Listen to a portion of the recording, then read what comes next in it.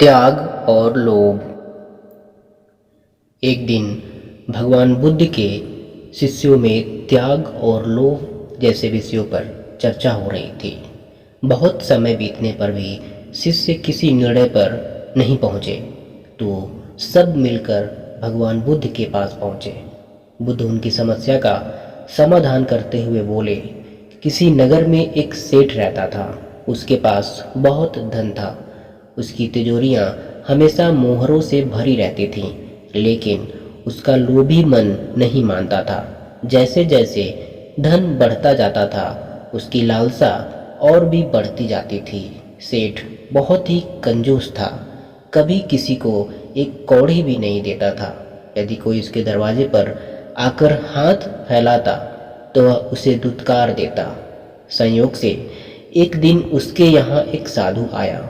उसे देखकर अचानक सेठ को जाने क्या सूझा कि उसने एक पैसा उसकी झोली में डाल दिया। साधु चला गया, लेकिन सेठ के आश्चर्य का ठिकाना न रहा जब उसने देखा कि शाम को उसे एक मोहर प्राप्त हो गई है। पैसे के बदले में मोहर।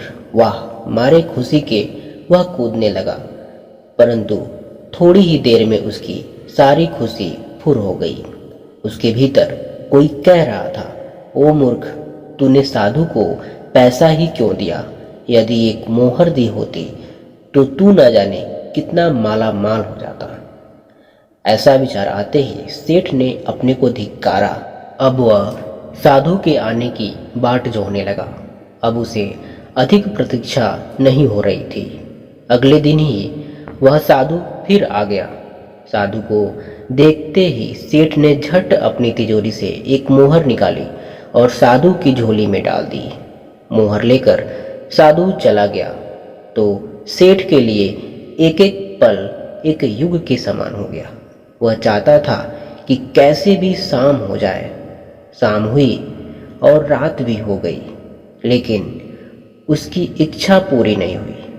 मोहरें मिलना तो दूर, हाथ में आई मोहर भी चली गई। वह सिर धुनने लगा, तभी आकाशवाणी हुई, सेठ याद रख, त्याग फलता है, लोभ छलता है। कथा सुनकर शिष्य त्याग और लोभ का मर्म जान गए।